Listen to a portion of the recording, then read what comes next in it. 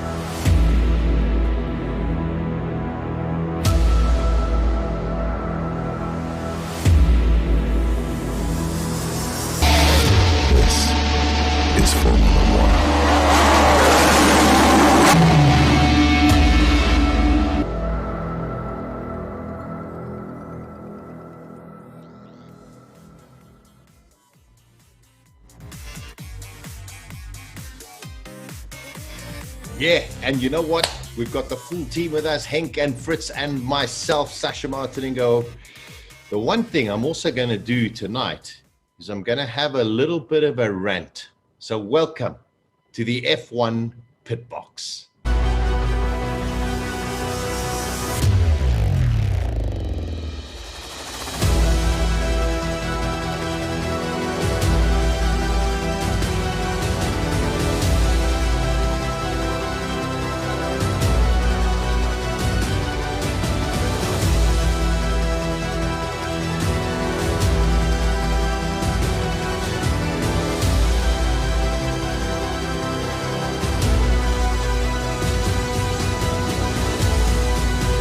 This is the F1 PitBox with Sasha Martinengo and Gary Formato.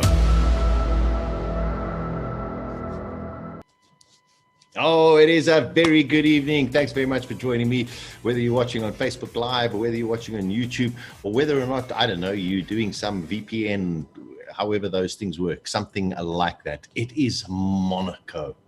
But can you believe it? We didn't have Monaco in 2020 because of COVID. And it's 2 years today since Niki Lauda died. Do you remember that? Do you remember everyone, the tributes at Monaco in 2019? Unbelievable. Can't believe it's 2 years already. It is the most prestigious Grand Prix in the world. Sometimes it's processional, but you know what? It's just about being there. I've been very fortunate enough to be at the Monaco Grand Prix. It is something out of this world. It is just something incredibly special. It also is part of what they call the Triple Crown, the Monaco Grand Prix, the Indy 500, and Le Mans. It is a race that every single person wants to win. That's for sure. Those who have won it in the past, it might have been their only Grand Prix. I think of two drivers, Olivier Panis. I think of Jarno Trulli. They are Monaco Grand Prix winners. It is such a special, special place.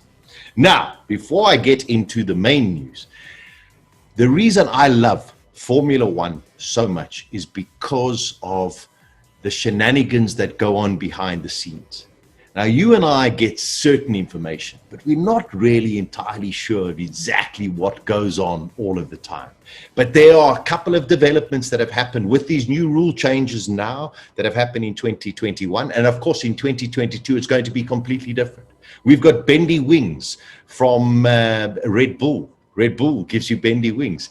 And all of a sudden, you've got the likes of Lewis Hamilton, who never really talks about technical issues when it comes to the world of Formula One. Now, all of a sudden, he's saying, oh, this bendy wing is giving the Red Bull so much of an advantage. You've got Christian Horner and Toto Wolff playing this wonderful psychological game of, Toto Wolff saying Red Bull are doing this and Red Bull shouldn't be doing this. And then you've got Christian Horner on the other side sitting and saying, it seems as though Toto Wolff knows everything about everybody else's business. So there's this wonderful rivalry. This is what I love about Formula One.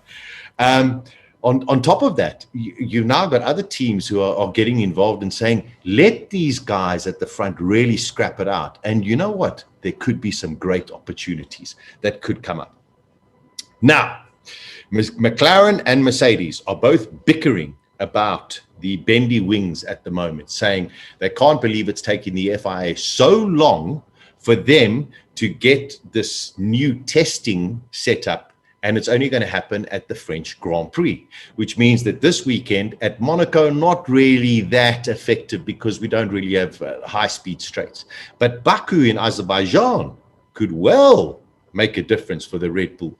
And the wonderful thing and interesting thing about it is I can put my leopard for my cap on the table right now that every single team will make sure that they've got a flexi wing when it comes to Baku in a couple of weeks from now. Why not?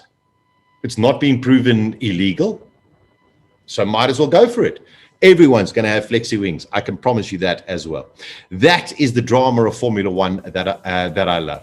We've had free practice already today. I will go through that a little bit later on. And there have been some surprises, I will be honest. But let's get into the news. The big news that has come out over the last 24, 48 hours is Lando Norris. Lando Norris, there we go. I mean, just such a wonderful young kid.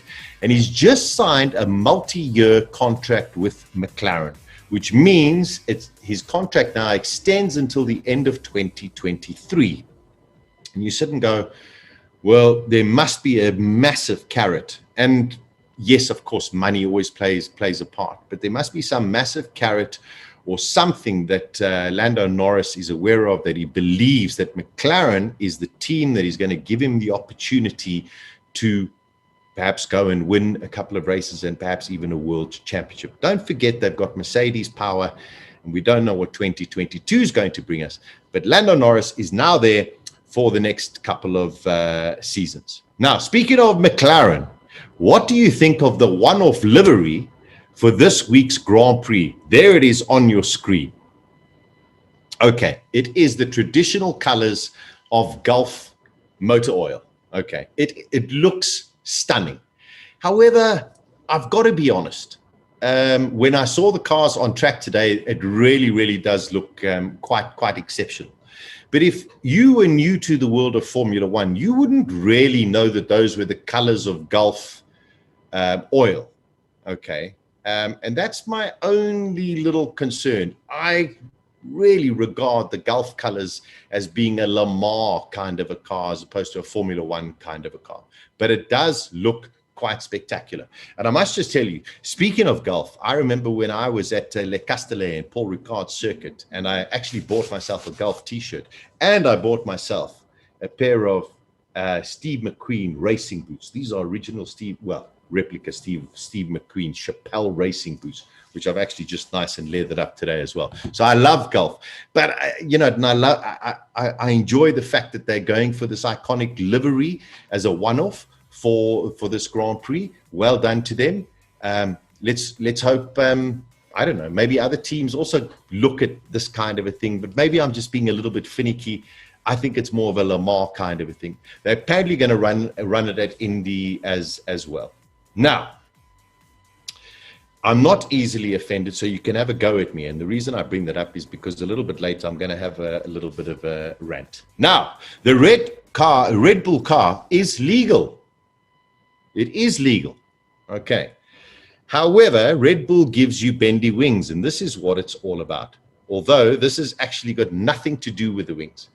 Clearly, the FIA are getting fed some information about all of the teams at present and the cars from their respective insiders. And this happens all of the time. It's not something new in the world of Formula One. If you're not pushing the boundaries, you are not in the game, as the adage goes.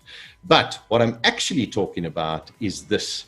Clearly, somebody wants to just check everything about the Red Bull car. So in scrutineering, which of course actually took place yesterday, because Monaco, we have Thursday free practice. The Red Bull car was called into the FIA, and the FIA submitted a letter and told us that the Red Bull car is legal. Okay, and there it is. After the race car was checked for fuel cells and all of those kind of things. There we go. All inspected components were found to be in compliance of the 2021 Formula One technical regulations, and that's from Joe Bauer as well. So there are a lot of fabulous shenanigans going on, and specifically when it comes to Monaco, one can only imagine what goes on all of those fancy yachts as well. Final bit of news here this evening, and I must say I took so much delight over this past weekend with the IndyCar race in the United States. Romain Grosjean, okay, got his first pole position in IndyCar, only his third race at the Indianapolis Speedway, but on the road course. Okay, this I think is one of the most iconic photographs I have seen for a very, very long time. There you can see 29th of November 2020, and there you can see the 16th of May. And I think we've got a close-up of Romain.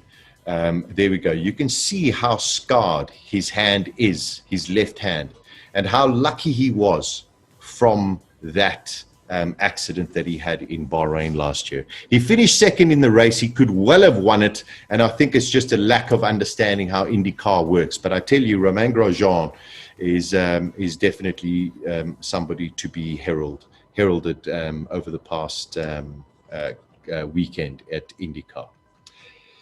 This weekend is very significant for one team, Williams.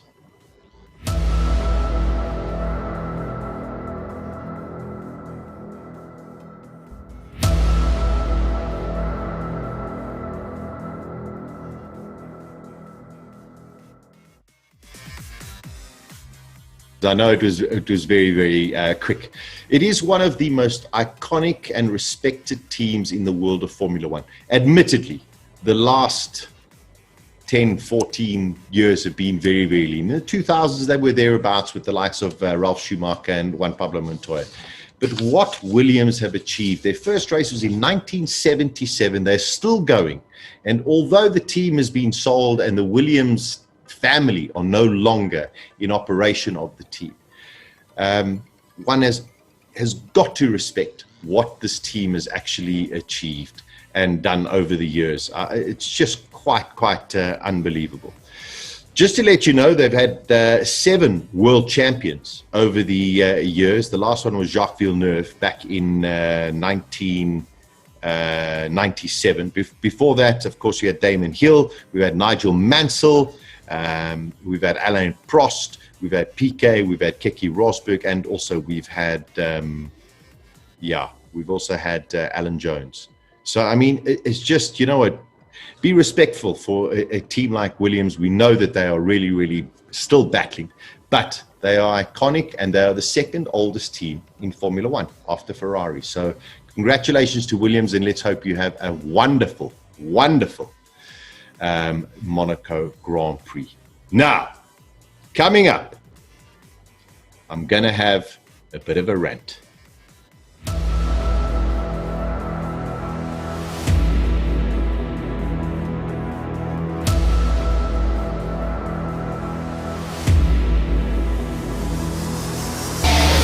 This is Formula One.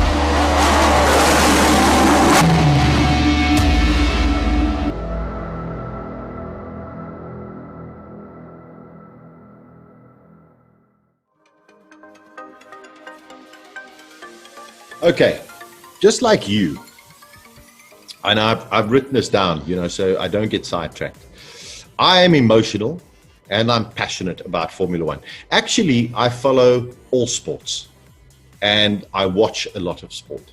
I have my favorite teams, I have my favorite players, I have my favorite drivers, I have my favorite athletes, etc., etc. I mean, at the moment, I'm also, I love golf, and I can't wait to see our South Africans playing in the US PGA. Now, with the explosion of social media over the last 10 years, and perhaps maybe the past 5 years, this has given all of us this wonderful opportunity to debate and converse with like-minded people all over the world on all sorts of things, from politics to religion to children to whatever it is, and specifically in my case, most of the time in sport. Sport has that place, and especially Formula One in my eyes. There are thousands of groups and web pages and accounts that you can follow or create in order to engage with people. It's that simple. This is the fabulous thing about the time that we live in. Now, here are a few things. If you are easily offended by people, then social media probably is not for you. Okay, there we go. You must be new here, something like that.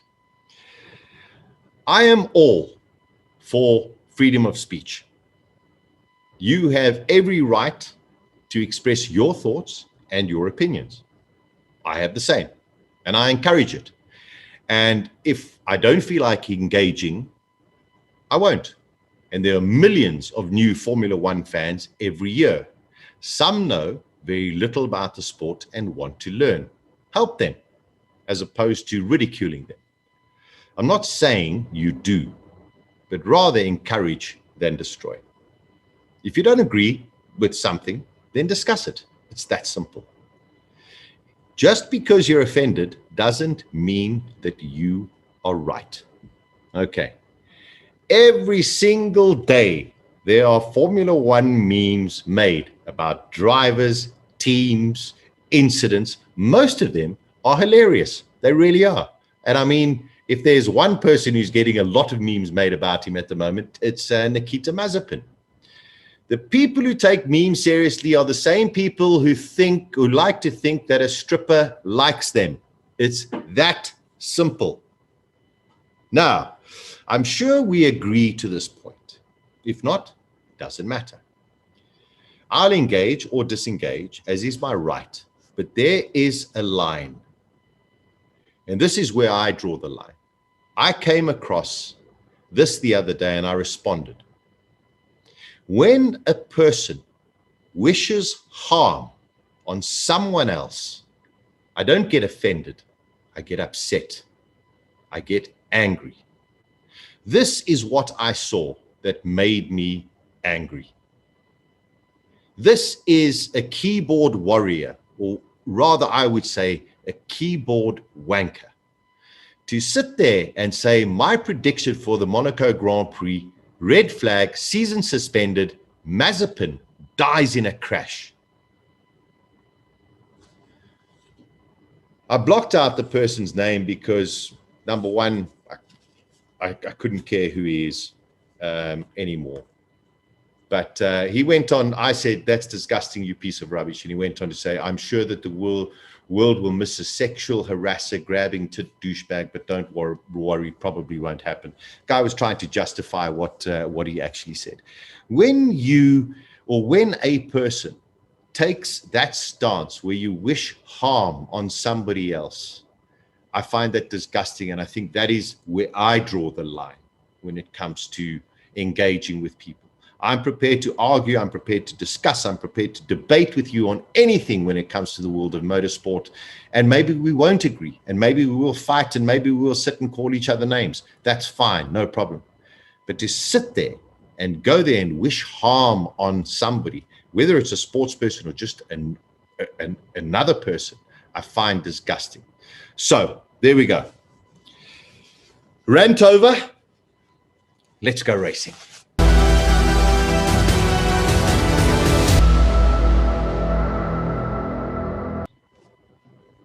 All right, here we go. Before we get into other issues, a little bit of trivia. And I've been so excited the whole day. I've been posting it all over Twitter about such a great question that I have for you. And it does revolve around the Monaco Grand Prix. For those who are a little bit younger, well, you're going to have to maybe do a little bit of Googling to figure this one out. For those who are a little bit older, maybe you'll remember. In 1984, at the Monaco Grand Prix, that was the Grand Prix that Ayrton Senna really made his name and people noticed him. He was driving in a Tolman, which was really, really underpowered. Alain Prost was leading the race. It was bucketing down. We're about 32 laps into the race, and Alain Prost is putting his hand up, and eventually they red flag the race. Senna actually passed Alain Prost before the start-finish line. But in the rules of Formula One, when a race is red flagged, you go back one lap. Okay. Everyone spoke about Ayrton Senna, but there was a driver behind Ayrton Senna on the track that was actually even going faster than Ayrton Senna. What would have happened? Nobody knows, because unfortunately the race was stopped. My question to you is, who was that driver who was behind Ayrton Senna? Okay, there we go. That is your trivia question for this evening. Submit your answers, and I'll start looking at if there are any comments, because you know me, I've got to try and work out everything that's going on here at the moment. But submit your answer on the Facebook page or on the YouTube, and we'll go through that in a short while. Coming up, we'll start looking towards this coming weekend's Grand Prix.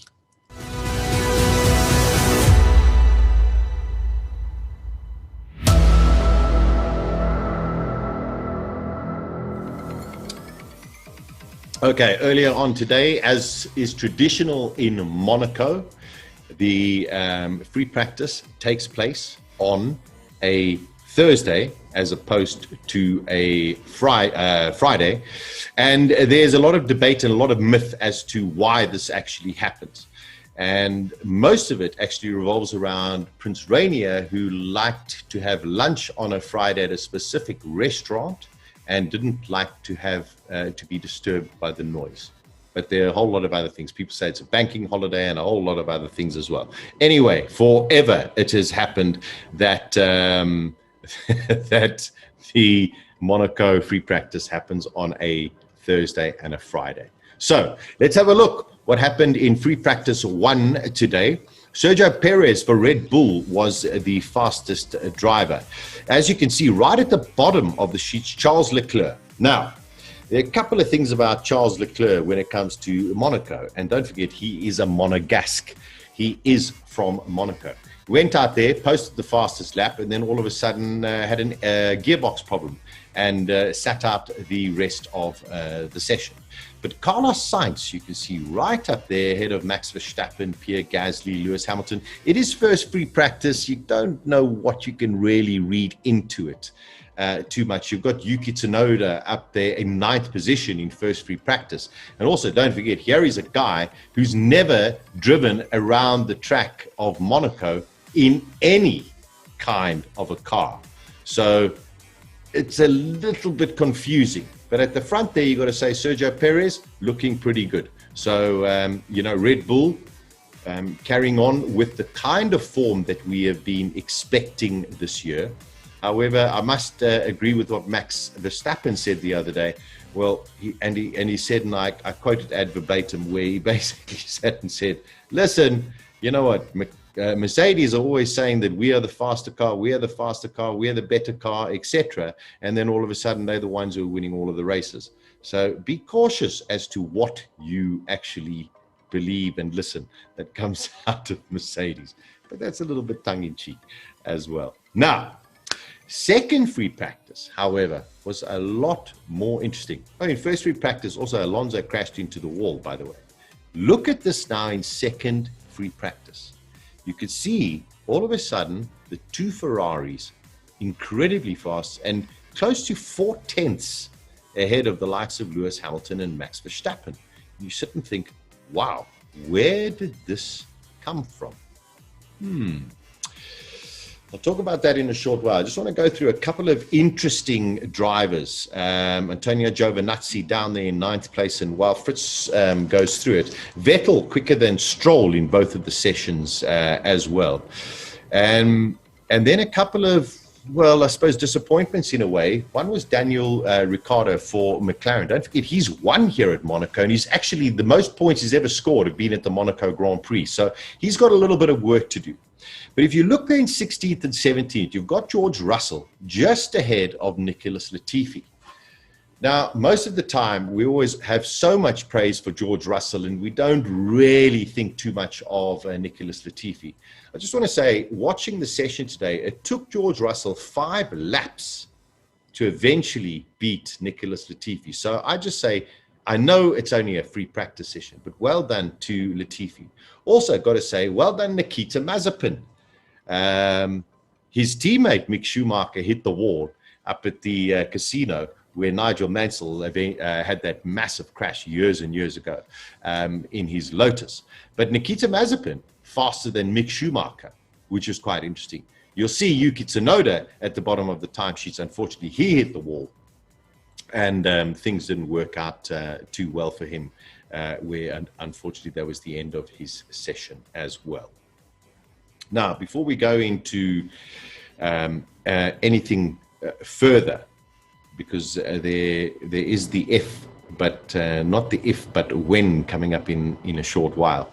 There are, as I mentioned earlier in the show, there are a lot of shenanigans and a lot of conspiratorial ways going on in the world of Formula One at the moment. And that is when you have teams that are so close. If you've looked at these first 4 races, it's the best start to any season in Lewis Hamilton's history. And he's been there for, this is his 15th year. Okay. It's the best start for Max Verstappen in his 5 or 6 years in Formula One, or even 7 years in Formula One as well. Now, because teams are so much closer, this is when all of a sudden we get this drama. And I think it's fascinating. As mentioned earlier, the bendy wings, the Red Bull car getting in called to get scrutinized, Ferrari deciding, well, listen, if there's a loophole, we're also going to work on a bendy wing when it comes to Azerbaijan. The other team apparently that has a bendy wing is also Alfa Romeo. So they're all going to be subject to these tests. It's not just going to be one team. Believe you me, when the FIA declares that they're changing the test to the rear wing, because it's been brought on by another team like Mercedes against Red Bull, all of the teams' rear wings will be tested to ensure that they are legal. And this is the wonderful thing about Formula One. It is about finding the pinnacle. And if you're not pushing, then you're not doing it correctly. So it is wonderful. At the beginning of the show, I said it's not if, but when. And you've got to believe it is going to happen. We've seen it in the past with Senna and Prost. We've seen it with Lewis Hamilton and Nico Rosberg. We've seen it with Michael Schumacher and Jacques Villeneuve. It is going to happen. Not if, but when. There will be a coming together between Lewis Hamilton and Max Verstappen. Now, if we look at a little picture here, the first 4 races this year, you can see how close these 2 wonderful racing drivers have driven next to each other. And sometimes Lewis has had to take slight evasive action. Sometimes Max has had to take slight evasive action. But I must say, both have given each other the respect that they both deserve. None of them have pushed the other completely off the track, as we've seen in other situations in the world of Formula One over the years. It's not a question of if, it's a question of when. Now, Thursday, tomorrow is a day off. So Saturday, we'll get into free practice 3, and then, of course, into qualifying. In Monaco, qualifying is the most qualifying of the Formula One season. It is notoriously nearly impossible to overtake around the streets of Monaco. So qualifying is essential. The way Ferrari look at present looks very, very handy for them. And don't forget, this is the first time since Hungary 2019 that Ferrari have actually been fastest in a free practice 2 session. Think about that. Yes, we all know what happened in 2020. So this is a huge lift for Ferrari. And also, after free practice too, it was quite incredible to hear the likes of Mercedes, to hear the likes of Red Bull, even McLaren saying, wow, we have got a genuine issue, because that is genuine pace from Ferrari. We all know things can happen on a change on a Saturday. But the way Ferrari look at the moment, wow, who knows? They could be right up there this coming Sunday. I think the last time they won in Monaco was with Sebastian Vettel in 2017. But Monaco's never been a great hunting ground for Ferrari over the last 20 odd years. So Lewis versus Max. Not if, when. Also, this coming weekend, if you win the Monaco Grand Prix, besides the prestige, the magnificence of it, you will also get your trophy. But the wonderful manufacturer Louis Vuitton has designed and is going to give you your own little case for your trophy. So, I mean, if you can't get more over the top, it can only be in Monaco. Now, the one thing that I am looking forward to, and hopefully she is going to be there, is our very own Princess Charlene.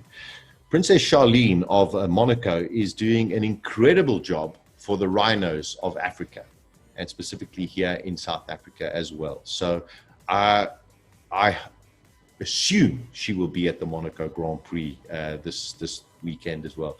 But I applaud her for what she's doing for the conservation of rhinos in South Africa. So thank you very much to her for that as well.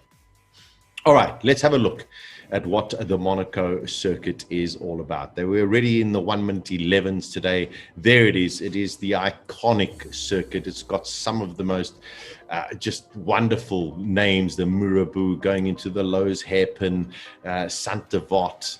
It's just a magnificent, magnificent place.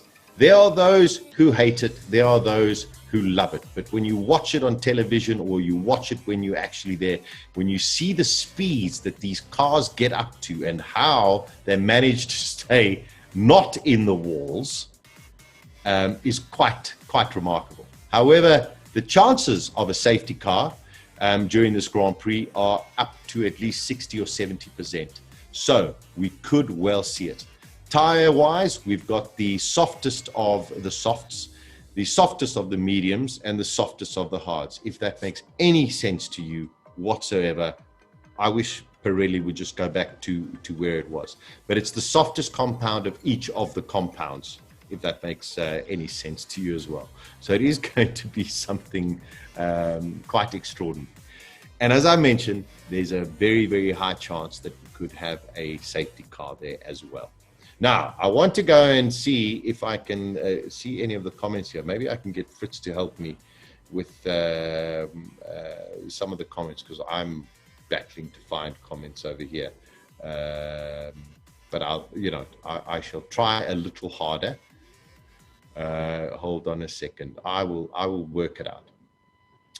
Because the whole thing about it is the trivia question that I've asked you. I just want to see how many people have managed to actually get involved with the trivia question. I think I'm getting myself sorted out here. It's quite difficult. Okay, greetings from the deepest Free State. Oh, we've got Colin Hastie's in the Free State. Terry, I agree with your comments. Terry Gaffney went with René Arnoux. René Arnoux is not the answer, actually. Arnoux was way before 1984, I think. Yeah, Arnoux wasn't there. I don't know if maybe the Fritz or Henk can feed me in my ears as to maybe some of the guys that have answered or sent in some of the questions, because I can't find my live pictures over here. It's bizarre. I will continue to try and find it, but no, I can't seem to find my live stream over there. Maybe I should try on my phone. So what I actually asked you a little bit earlier was, in the 1984 Grand Prix, we had a very different race. And that was that the rain was coming down so much in Monaco, Alain Prost was leading the race, and a very charging Ayrton Senna in his Tolman was flying behind him. Okay, here we go. We've got lots of comments. Okay, it's much easier on my phone. Unbelievable. Okay. Ayrton Senna was flying in the Tolman, which, by the way, was designed by our very own Rory Byrne. My question was, there was a driver behind Ayrton Senna that was actually going faster than Senna. Senna was going about 2 seconds a lap faster than Prost. And this driver in third place was actually going faster than Senna and catching Senna. And they were only at lap 32. Had they continued for more laps, no one would ever know. The other interesting part about this is, had they completed 75% of the race, they would have been given full points. But because they were under that, they were only given half points. And Alain Prost lost the world championship by half a point to Niki Lauda in 1984. All right, let's just see if I've got any impressed with Ferrari. Hello, Janine, Dylan, Barry. Okay, whole lot of questions, whole lot of answers coming in here, but none of them seem to be correct. Okay, before I get into that answer, just to let you know, there's going to be a little bit of cloudy weather, but there's no rain expected over the weekend in Monaco. Did you get it right? Fritz, did you get it right? Henk, did you get it right? No? Our trivia question? No. Okay. So, in 1984, there was a young driver, also young as Ayrton Senna, and his name was Stefan Bellof. Stefan Bellof was the driver from Germany who was chasing down Ayrton Senna. But the story gets even more intriguing about Stefan Bellof. Most people believed that Stefan Bellof was going to be the next superstar of Formula One until the 1984 Grand Prix, where they saw Ayrton Senna. And everyone got so excited that there was this Senna guy as well as Stefan Bellof. And as we all know, Michael Schumacher became the first German Formula One world champion. However, had it not been for the untimely death of Stefan Bellof, we might well have seen Stefan Bellof becoming the first German world champion, whoever knows. After Stefan Bellof's race at Monaco, Ferrari contacted him and said, we want you for the 1986 season. Because in 1985, they had the other drivers, Michele Alboreto, and I think it was Patrick Tambay. I think it was Patrick Tambay in 1985. So Bellof basically had a contract for 1986 to go to the Ferrari team. Unfortunately, in 1985, Bellof was killed when he was testing for the 1985 1,000 kilometers of Spa. He also held the record at the Nürburgring, and I'm just trying to think, the Nürburgring for the qualifying in 1983, and was only beaten by Tim Bernard in 2018. He set that time in 1984. Stefan Bellof is one of those drivers that many people don't know about, unfortunately, but taken too soon, and could well have been one of the greats of the world of Formula One. There we go. I've been trying to go through a lot of the comments here, and I appreciate all of the comments. I will go through them when I have a little bit more time. But if you did get it right, congratulations. There we go. And it is exactly 37 years ago that Stefan Bellof broke the outright lap record in the Porsche 956 at the Nürburgring Nordschleife. Thank you for that, Fritz. Unbelievable. 6 minutes, 11 seconds in 1983. Can you believe that? Wow. Unbelievable. Now, okay, to wrap up the show, this coming Sunday, the F1 PitBox Live, we're going to be at the Baron Fourways. I really hope you're going to join me together with Arnold Chats Cars, Tom's Music, of course, the Baron, and We've got ifashion.co.za, another pair of the spectacular Formula One official sunglasses to give away. So if you haven't booked a table, please do so. This coming Sunday, it's always glitz and glam for the Monaco Grand Prix. It's always a lot of fun as well. And I will have some of these caps. I've most certainly got about 15 or 20 of them that will be there, that'll be on sale as well. So hopefully you'll purchase them as well. As always, I thoroughly enjoy your company. I thoroughly enjoy your engagement and your comments. Please keep them coming in. And I also ask you, please share this video to whoever you can. I'll try and share it to all of my groups as well. Try and get it out to as many people as possible. Whew. Tell you, that was a lot of talking in 40 minutes or so, 45 minutes. Henk and Fritz, my two superstars, putting the show together. Thank you guys as always. But listen, thank you very, very, very much for watching. Enjoy the weekend. Enjoy the Grand Prix. And remember, be patient when you're on social media. Don't be a dick. From me, Sasha Martinengo, take care. Ciao, ciao.